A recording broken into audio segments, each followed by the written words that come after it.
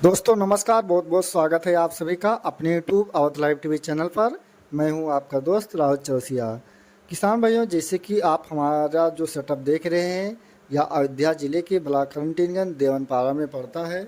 और जैसे कि आप हाइड्रोपोनिक की खेती करते हैं या आप करना चाहते हैं, तो जो इसमें हमें न्यूट्रिशन देना चाहिए, इसमें हमें कौन सा न्यूट्रिशन चलाना चाहिए, हमारा पानी का पीएच क्या होना चाहिए, टीडीएस क्या होना चाहिए।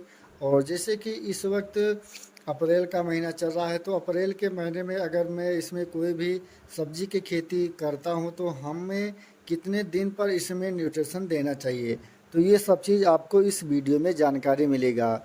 और जैसे कि मैं जो इसमें टीडीएस चला रहा हूँ, वही हम आपको इस वीडियो के माध्यम से शेयर करेंगे। जैसे कि अगर आप हाइड्रोपोनी में कोई भी सब्जी की खेती करना चाहते हैं या आप स्ट्रॉबेरी की खेती करना चाहते हैं, तो जो इसमें न्यूट्रिशन देना चाहिए, और जो फसल है, आप कोई भी फसल इसमें लगाते हैं तो हर फसल का अलग अलग टीडीएस है। और जो पानी का पीएच है, पानी का पीएच एक ही रहेगा। तो सही जानकारी दोस्तों तभी आपको मिलेगा, जब तक आप वीडियो को लास्ट तक देखेंगे तभी आपको सही जानकारी मिलेगा।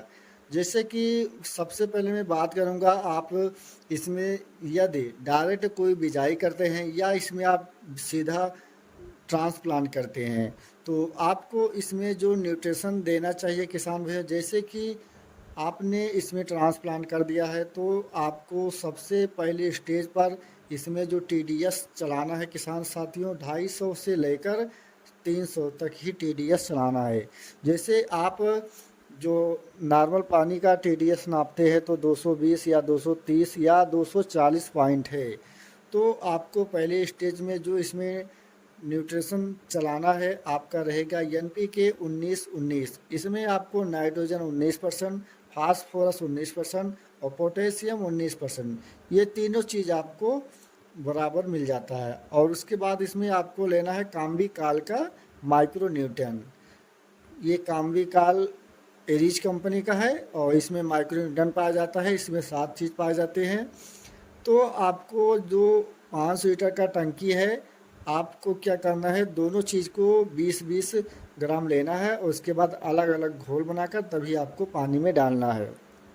और जैसे कि पानी में आप डालते हैं, मशीन से नापते हैं, अगर आपका 250 या 300 के आसपास है तभी आपको चलाना है। अगर इससे ज़्यादा टीडीएस है तो आपको नहीं चलाना है स्ट्रॉबेरी में।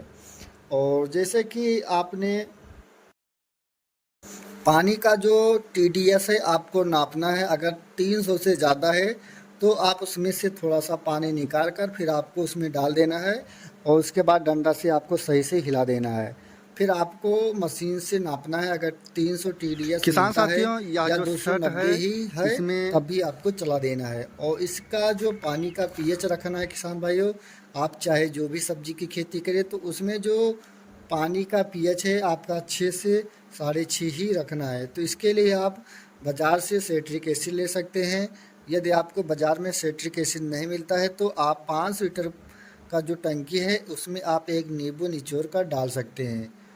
तो आपको यह प्रक्रिया, जैसे कि आपने सीधा इसमें कोई बिजाई किया है या इसमें आपने ट्रांसप्लांट किया है, जब आपका जो पौध है वह आपका फूल के स्टेज में आ चुका है, तो आपको एनपीके 19-19 नहीं चलाना है।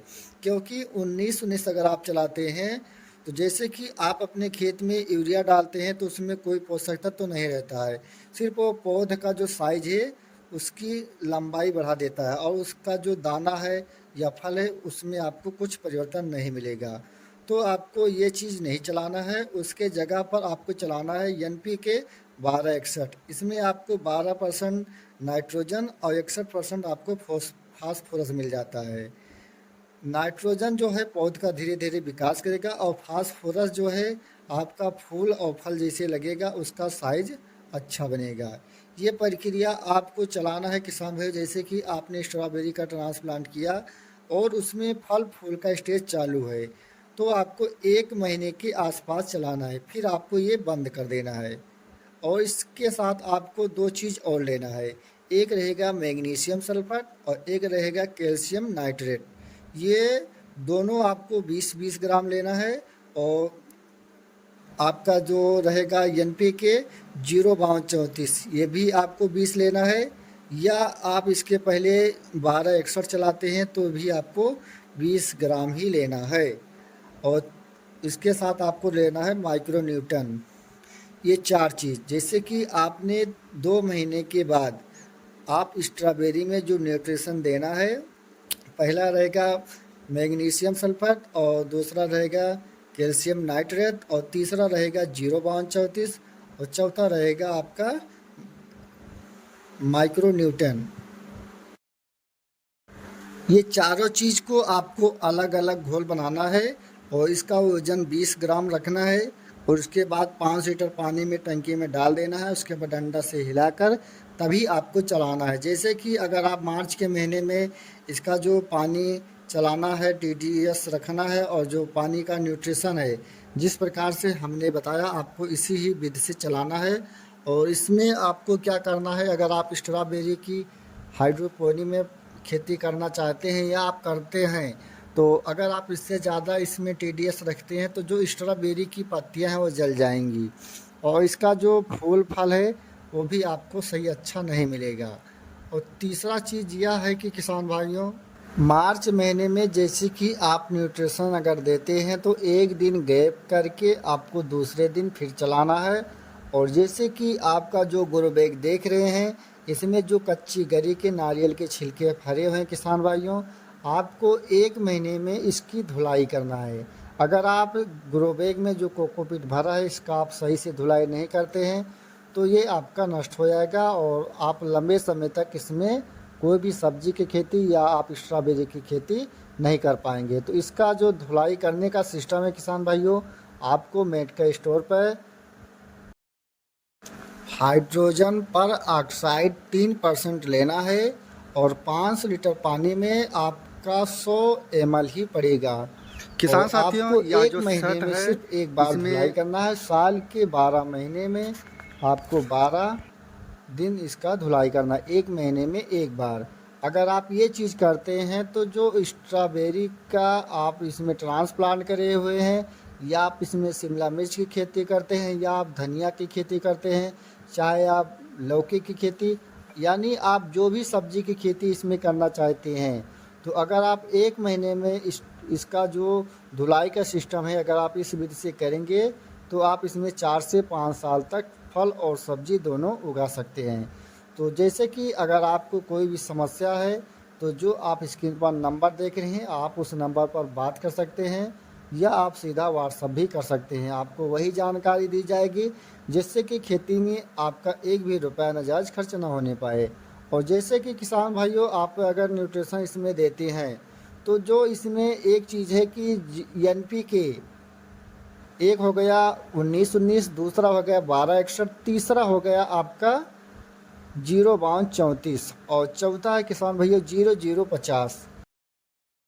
दोस्तों, जैसे कि आपने हाइड्रोपोनिक में कोई भी बीज का बिजाई किया या इसमें आप सीधा ट्रांसप्लांट किया, तो आपको पहले स्टेज पर रखना है 1 महीने तक। जैसे कि आपको चलाना है NPK 19-19, और 1 महीने के बाद जैसे उसमें फूल फल का स्टेज बन जाता है तब आपको NPK 1261 लेना है। और उसके बाद जैसे कि अगर आपका जो स्ट्रॉबेरी हुआ या आप शिमला मिर्च की खेती करे हुए हैं तो उसका जो फल है किसान भाइयों, आप अगर सही से अच्छा नहीं बन रहा है तो आपको लेना है 05234, क्योंकि इसमें आपको 52% मिल जाएगा फास्फोरस और 34% मिल जाएगा आपको पोटेशियम। जैसे कि पोटेशियम का जो काम है किसान भाइयों, आपका जो फसल रहेगा उसका जो दाना रहेगा चमकदार रहेगा और साथ साथ में वजन भी रहेगा। फास्फोरस से क्या है कि जो आपका फूल रहेगा, फल रहेगा, वो भी बहुत ही अच्छा मिलेगा।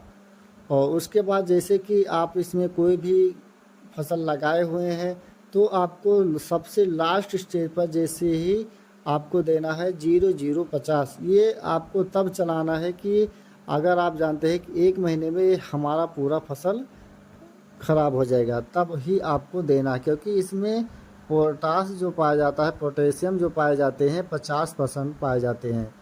तो किसान भाइयों, अगर आपको हमारी जानकारी अच्छा लगा तो वीडियो को लाइक करें, और जो हमारे चैनल पर नए हैं या अभी तक हमारे चैनल को सब्सक्राइब नहीं किया है तो कृपया चैनल को सब्सक्राइब करें।